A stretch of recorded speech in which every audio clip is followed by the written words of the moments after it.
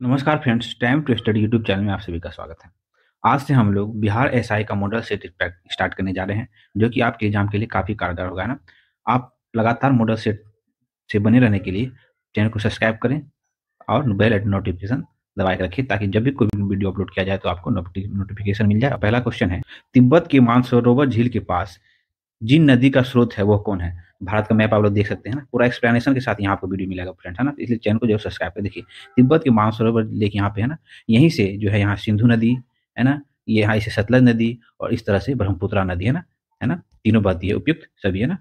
तिब्बत के मानसरोवर लेक से उपयुक्त तीनों नदी बहती है ना।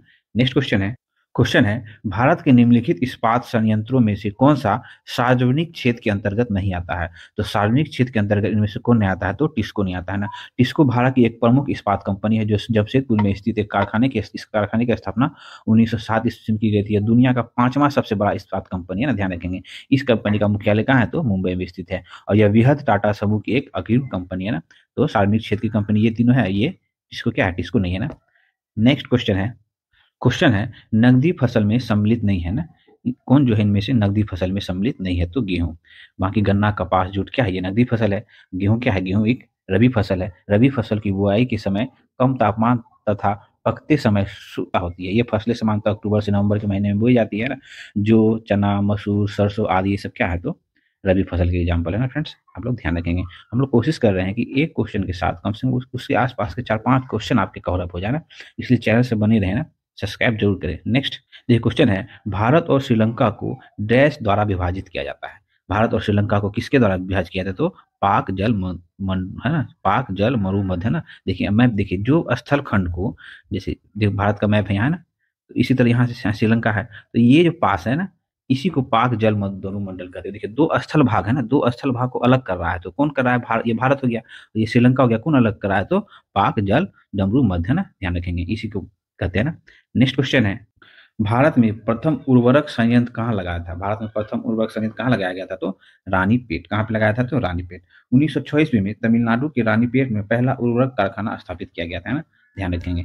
नेक्स्ट क्वेश्चन है, निम्नलिखित में से कौन महाद्वीप क्षेत्रफल के अनुसार दूसरा सबसे बड़ा है?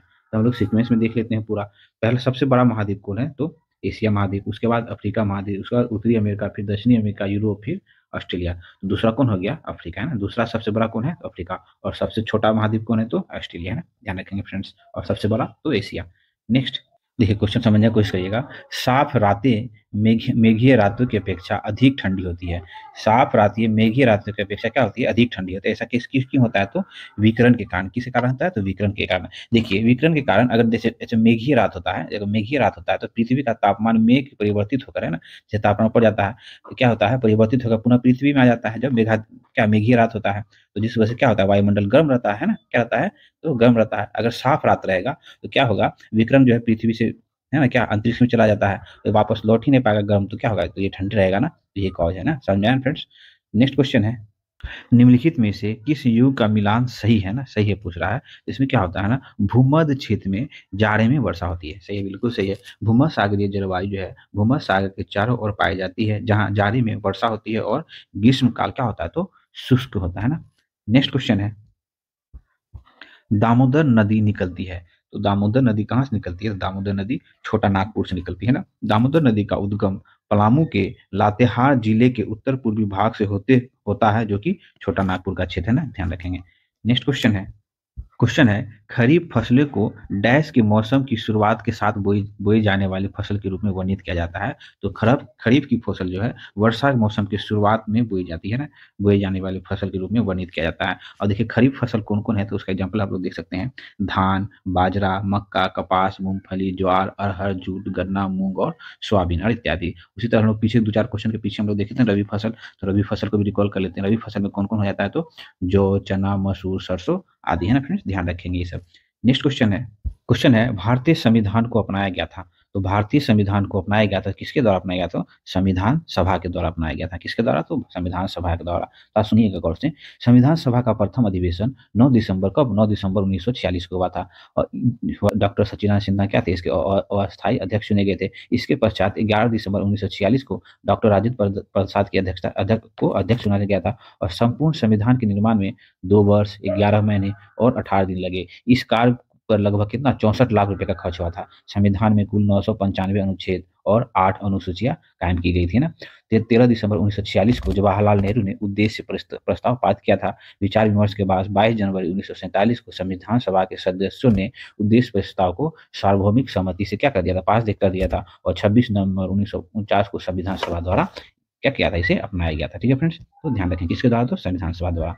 नेक्स्ट क्वेश्चन है कोई वित्तीय बिल प्रस्तावित हो सकता है। कोई वित्तीय बिल जो है केवल लोकसभा में प्रस्तावित हो सकता है ना। भारतीय संविधान के अनुच्छेद 109 के अनुसार धन विधेयक केवल लोकसभा में ही प्रस्तुत किया जा सकता है ना, ध्यान रखेंगे। नेक्स्ट क्वेश्चन है बनारस हिंदू विश्वविद्यालय की स्थापना किसने की थी।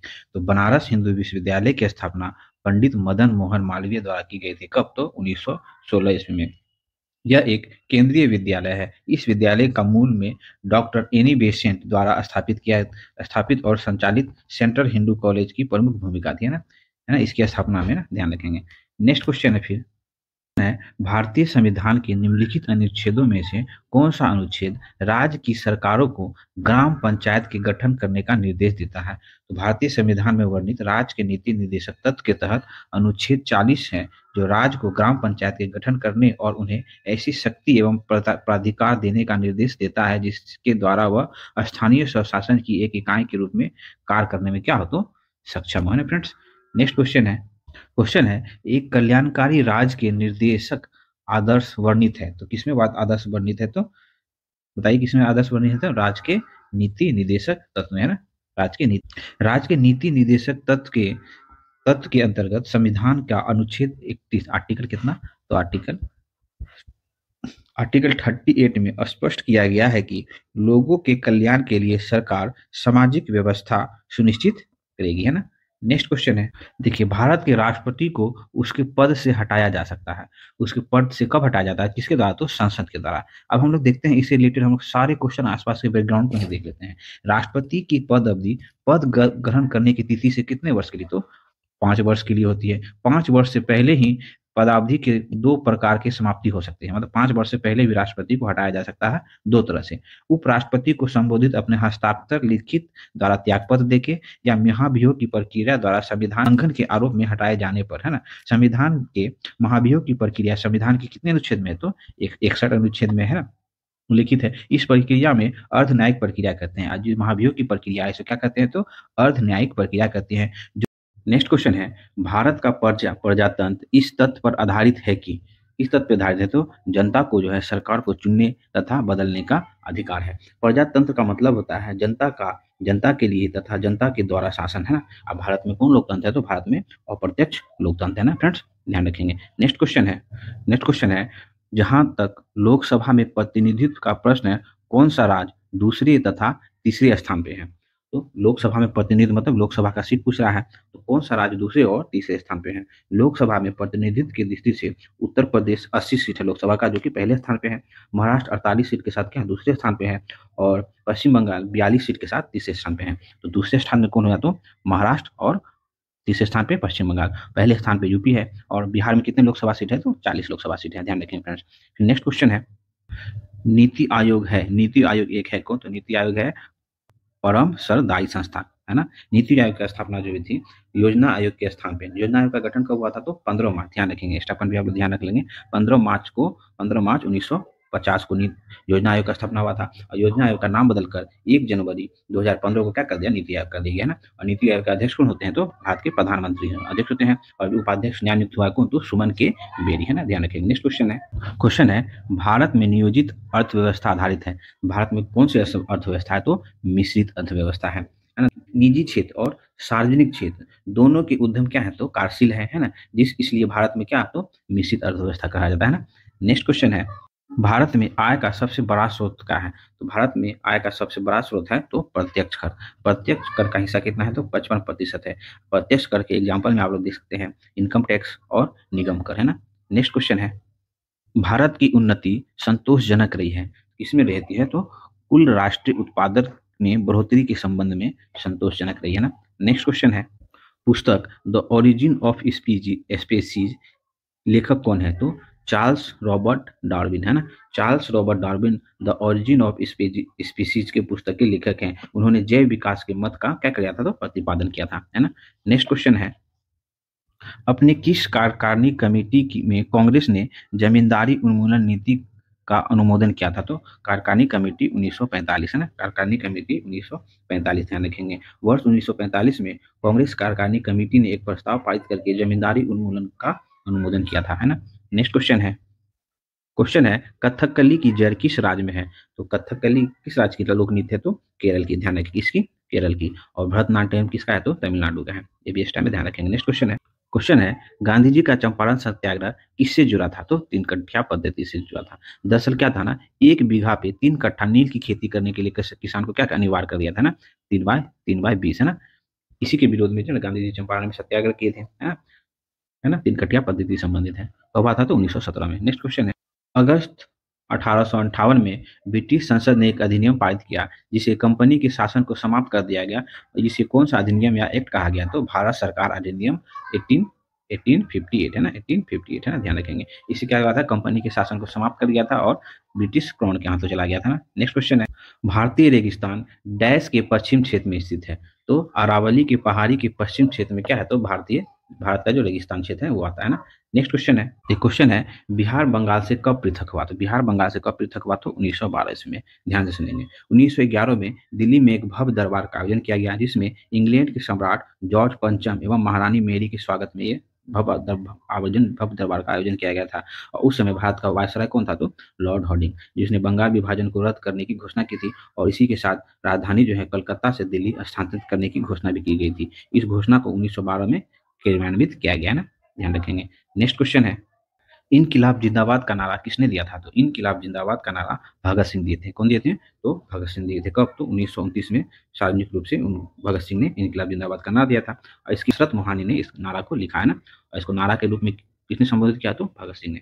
नेक्स्ट क्वेश्चन है, 7 पहाड़ियों का शहर किसे कहा जाता है, तो 7 पहाड़ियों का शहर जो है रोम को कहा जाता है, ध्यान रखेंगे। और शिमला को 7 पहाड़ियों का शहर कहा जाता है ना, अपना ध्यान रखेंगे। और रोम जो है, रोम को जो है पोप का शहर भी कहा जाता है ना, ये भी एक्स्ट्रा पॉइंट। नेक्स्ट क्वेश्चन है, निम्नलिखित में से कौन मीठे पानी की झील नहीं है, इनमें से मीठे पानी की झील नहीं है, तो सांभर झील है। सांभर झील जो है मीठे पानी की झील नहीं है। कौन है, तो खरे पानी की झील है जो कि राजस्थान में है। वहाँ की डल झील, लोकटल झील और बड़ा पानी झील, ये क्या है, तो मीठे पानी की झील है। नेक्स्ट क्वेश्चन है दिल्ली किस नदी के किनारे स्थित है, दिल्ली यमुना नदी के किनारे स्थित है ना। उसका गंगा देख, प्लेन स्पीकिंग शीर्षक पुस्तक किसने लिखी है, तो किसने लिखी है, तो एन चंद्रबाबू नायडू। किसने लिखे हैं, तो एन चंद्रबाबू नायडू, है ना। प्लेन स्पीकिंग किसने लिखे हैं, तो N Chandrababu Naidu. Next question है संकट संकटग्रस्त जाति संगई, संगई क्या है, तो मणिपुर की हिरण की प्रजाति है जो कि संकटग्रस्त जाति है। नेक्स्ट क्वेश्चन है, ये मैथ का क्वेश्चन है, आप लोग सॉल्व करेंगे, हम पढ़ दे रहे हैं। यदि एक नहर की खुदाई 50 श्रमिक 4 घंटे में लगातार पूरा करते हैं, 30 श्रमिक कितने समय में पूरा करेंगे, इसका आंसर हो जाता है 6 घंटा 40 मिनट। आप लोग सॉल्व कर लेंगे, है ना। नेक्स्ट क्वेश्चन है, कमरे में रखे रेफ्रिजरेटर के दरवाजा खोल कर आप अंततः क्या करते हैं, कमरे को थोड़ा गर्म कर सकते हैं ना। नेक्स्ट क्वेश्चन है, प्लास्टर ऑफ पेरिस का सूत्र क्या है, बहुत ही जहाँ पूछा जाता है, ध्यान देंगे। 2CaSO4H2O प्लास्टर ऑफ पेरिस का रासायनिक सूत्र है ना। नेक्स्ट क्वेश्चन है विरंजन चूर्ण के लिए कौन सा कथन जो है असत्य है, तो ये कौन सा असत्य है, इसके लिए तो जल में अधिक अधिक विलय होता है, ये क्या है, ये गलत है। विरंजन चूर्ण हल्के पीले रंग का चूर्ण है, यह जल में घुलनशील होता है परंतु पूर्ण रूप से विलय नहीं होता है ना, ध्यान रखेंगे। यह एक ऑक्सीकारक होता है। बाकी हल्के पीले रंग का चूर्ण है, ये भी देखिए ऑक्सीकारक होता है, ये तनु अणु की प्रक्रिया करके क्लोरीन का निष्कासन करता है। ये तीनों सत्य है और ये ऑप्शन ये जो है ये असत्य है ना। नेक्स्ट क्वेश्चन है, पारद धातु मिश्रण है, तो पारद धातु पारद युक्त मिश्र धातु होती है ना, मिश्र धातु होते हैं। पारद जो है जिसको पारा भी कहते हैं, धातु एक पारद युक्त मिश्र धातु होता है।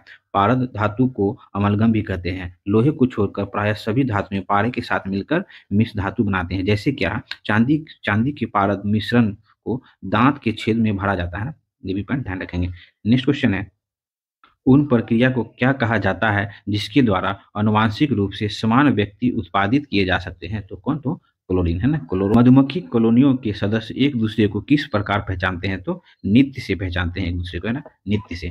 नेक्स्ट क्वेश्चन है मनुष्य की खोपड़ी में कुल कितनी अस्थियां होती हैं? तो मनुष्य की खोपड़ी में कुल 29 अस्थियां होती हैं, है ना। नेक्स्ट, आधुनिक मनुष्य के हाल का पूर्वज है। तो आधुनिक मनुष्य के हाल का पूर्वज को क्या कहते हैं? क्रो मैग्न मानो मग्न मानुष। नेक्स्ट क्वेश्चन है माँ पौधे की भांति पौधा मिलता है तो तना काट से। किसे? तो तना काट से। देखिए, मृत पौधा उसे कहते हैं जिसके लक्षण जो है अपने संतानों से 100% मिलते हैं ना। इस प्रकार पौधे को बीजों से एवं तना काट द्वारा प्राप्त कर सकते हैं ना, तना काट से, है ना।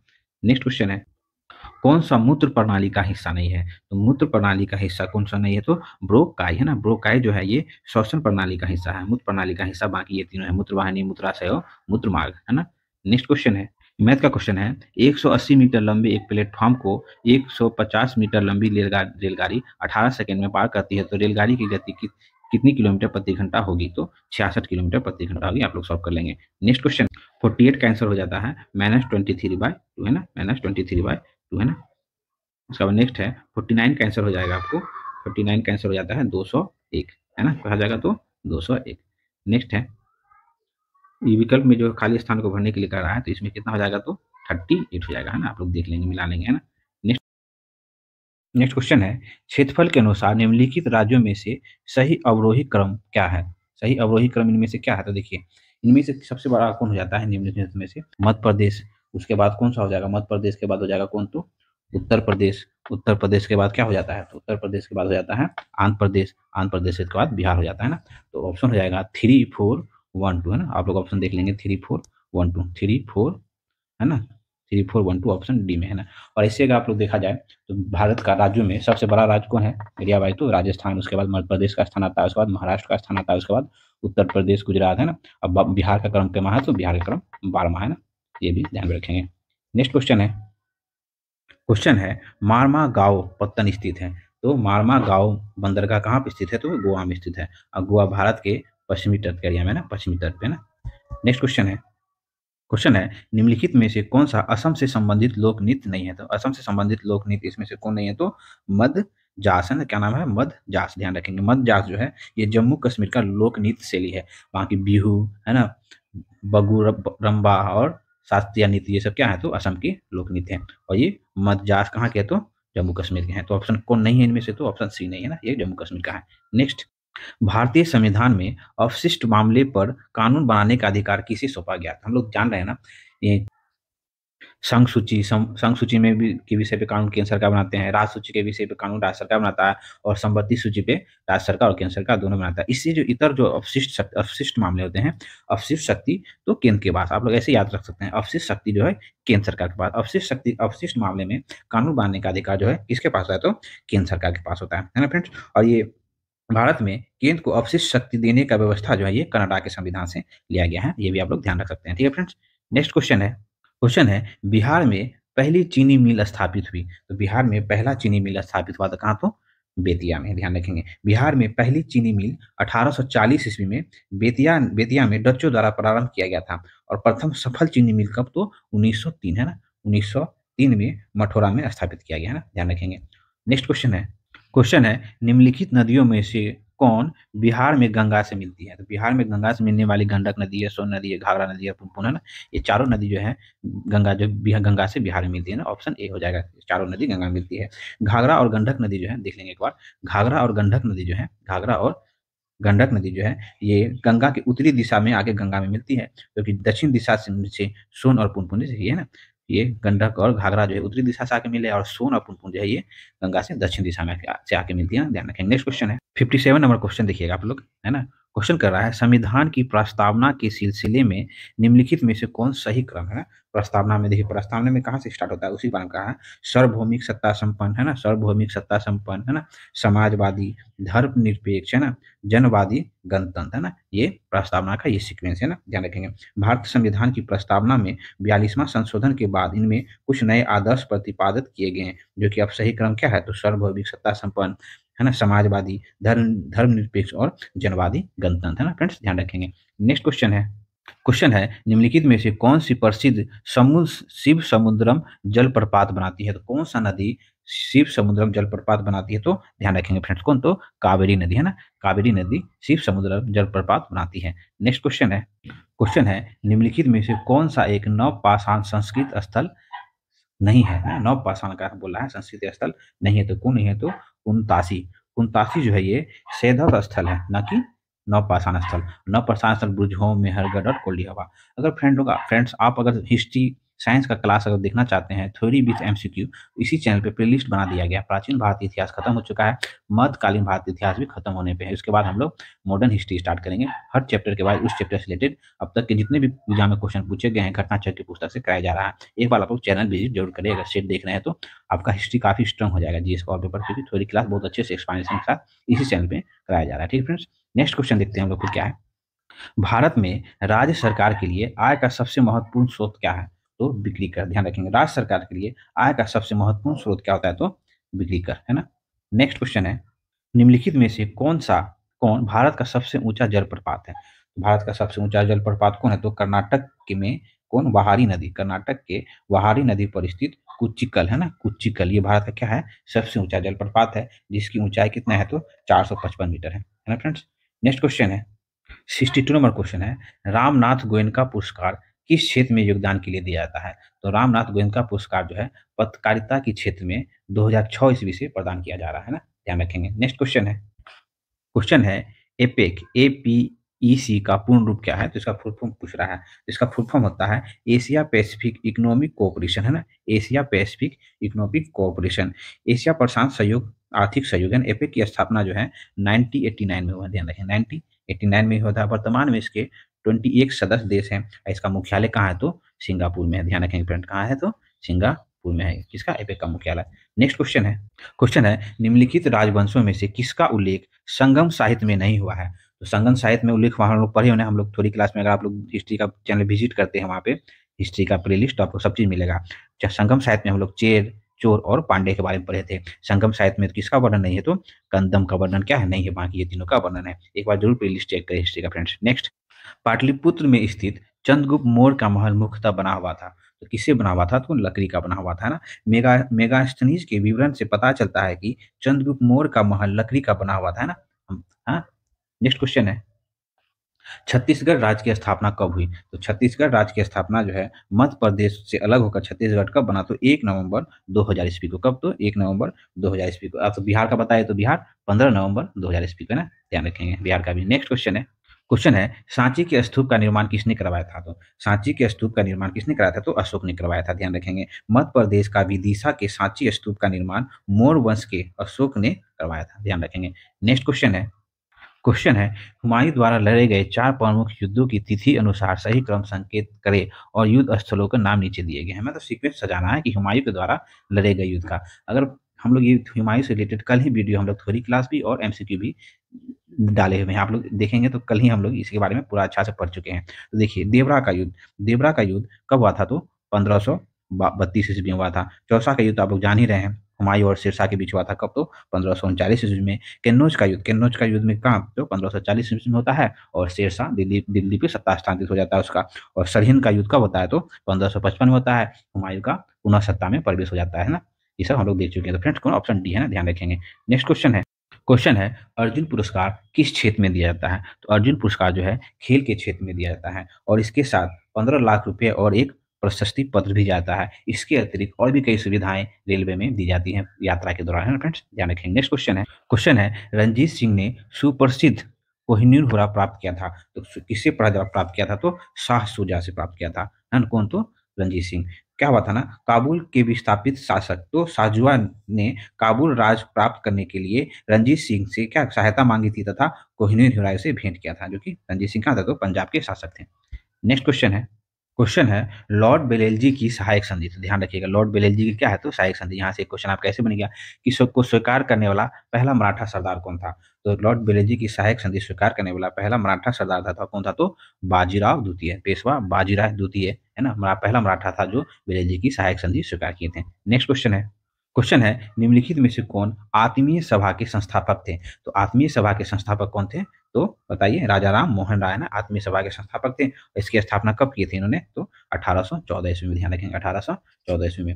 नेक्स्ट क्वेश्चन है कि डैश भारत का प्रमुख लौह अयस्क क्षेत्र है। तो आप लोग ध्यान रखेंगे, भारत का प्रमुख लौह अयस्क क्षेत्र कौन है? तो उड़ीसा झारखंड का जो क्षेत्र है, भारत का प्रमुख लौह अयस्क क्षेत्र है ना, उड़ीसा झारखंड का क्षेत्र। नेक्स्ट क्वेश्चन है, सौरमंडल का सर्वाधिक गर्म ग्रह किसे कहा जाता है? तो सौरमंडल का सर्वाधिक गर्म ग्रह जो है शुक्र को कहा जाता है। देखिए सन है ना, सन से सबसे नजदीक है बुध, बुध के बाद कौन? दूसरा स्थान कौन? शुक्र का आता है, और इसी को सबसे गर्म ग्रह कहा जाता है ना। और सांझ का तारा और भोर का तारा शुक्र को ही कहा जाता है, ये भी ध्यान रखेंगे। नेक्स्ट क्वेश्चन है नर्मदा नदी मध्य प्रदेश में डैश से निकलती है? तो नर्मदा नदी मध्य प्रदेश में अमरकंटक की पहाड़ी से निकलती है ना। ये भारत का जो है 5वां सबसे लंबी नदी है। मध्य प्रदेश की जीवन रेखा भी इसे कहा जाता है, किसे? तो नर्मदा नदी को। नेक्स्ट क्वेश्चन है लावनी जो है कौन सा राज्य का लोक नृत्य है? लावनी जो है महाराष्ट्र राज्य का लोक नृत्य है। कहाँ का है? तो महाराष्ट्र का। यह महाराष्ट्र राज्य का एक लोक नृत्य शैली का तमाशा का एक अभिन्न अंग भी है ना, ये भी ध्यान रखेंगे। नेक्स्ट क्वेश्चन है डैश भारतीय अर्थव्यवस्था का प्राथमिक क्षेत्र है ना। तो प्राथमिक अर्थव्यवस्था का प्राथमिक क्षेत्र में कौन कौन आ जाता है? देखिए कृषि है ना, वानिकी, खनन या मत्स्य पालन। इनमें से प्राथमिक क्षेत्र कौन होते हैं? कृषि ऑप्शन में दिया है तो कृषि हो जाएगा। कृषि के बाद वानिकी, खनन और मत्स्य पालन भी प्राथमिक क्षेत्र की अर्थव्यवस्था में आती है ना, ध्यान रखेंगे फ्रेंड्स। नेक्स्ट क्वेश्चन है पत्तियों में मौजूद हरा रंग किस नाम से जाना जाता है? तो पत्तियों में स्थित हरा रंग जो है क्लोरोफिल की उपस्थिति का होता है। किसी की उपस्थिति का होता है?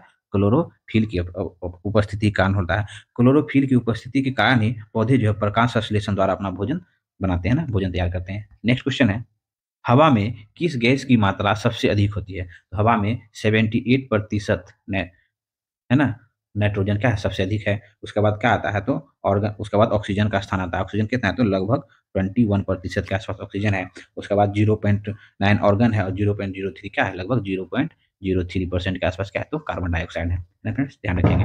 नेक्स्ट क्वेश्चन है निम्नलिखित में से कौन सा अंतःस्रावी तंत्र का हिस्सा नहीं है? तो कौन नहीं है? तो लार ग्रंथि क्या है? अंतःस्रावी ग्रंथ का हिस्सा नहीं है। ये क्या है? बाह्य स्रावी ग्रंथ का हिस्सा है ना। बाकी ये तीनों क्या है? अंतःस्रावी ग्रंथि के हिस्से हैं। नेक्स्ट क्वेश्चन है पृथ्वी की सतह पर वह भाग जो पानी से ढका है, लगभग कितना भाग पानी से ढका हुआ है? तो 2/3 भाग जो है पानी से ढका हुआ है। नेक्स्ट क्वेश्चन है भारी जल वह होता है, भारी जल वो कौन होता है? तो जिसमें हाइड्रोजन का स्थान कौन ले लेता है? तो आइसोटॉप्स ले लेता है। वो क्या? परमाणु नाभिक में, अब नाभिक के अवयव हैं। तो परमाणु नाभिक के अवयव कौन होता है? तो प्रोटॉन और न्यूट्रॉन क्या होता है? परमाणु नाभिक के अवयव होते हैं, है ना। प्रोटॉन जो होता है ये धनावेशित होता है, न्यूट्रॉन क्या होता है? उदासीन होता है ना, ध्यान रखेंगे। नेक्स्ट क्वेश्चन है डीएनए का पूर्ण रूप है। तो डीएनए का पूर्ण रूप क्या होता है? डीऑक्सी राइबो न्यूक्लिक एसिड है ना, डीऑक्सी राइबिक न्यूक्लिक एसिड, ध्यान रखेंगे। नेक्स्ट क्वेश्चन है ध्वनि का वायु में वेग का अनुमानतः होता है। तो ध्वनि का वायु में वेग जो होता है 330 मीटर पर सेकेंड होता है ना, 330 मीटर पर सेकेंड। नेक्स्ट क्वेश्चन है सूर्य के प्रकाश को धरती की सतह पर पहुंचने में लगने वाला समय कितना है? तो लगभग 8.5% सूर्य को। इसी तरह पूछेगा कि चंद्रमा के प्रकाश को पहुंचने में, तो 1.3 सेकेंड चंद्रमा के प्रकाश को सतह पर पहुंचने के लगने वाला समय। नेक्स्ट क्वेश्चन है क्रोमेटोग्राफी की तकनीक का प्रयोग होता है, किसमें होता है? तो एक मिश्रण में पदार्थों को अलग करने के लिए, है ना। इस तकनीक का प्रयोग होता है तो क्रोमेटोग्राफी।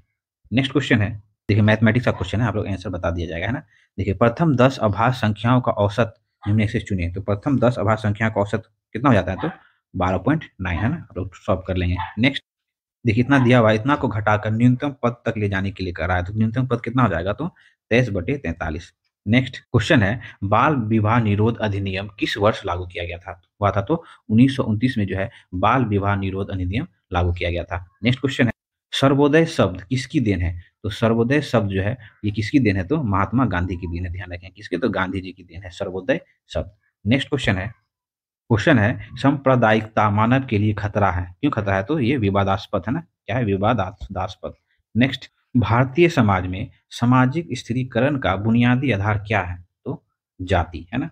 नेक्स्ट संयुक्त परिवार में मनाही है, तो श्रमिक गतिशीलता, है ना, व्यक्तिवाद, भूमि का बंटवारा, इनमें से ये सभी क्या है? संयुक्त परिवार में मनाही है। नेक्स्ट क्वेश्चन है जनांकिकी शब्द किस भाषा से लिया गया है? तो जनांकिकी शब्द जो है ये ग्रीक भाषा से लिया गया है ना।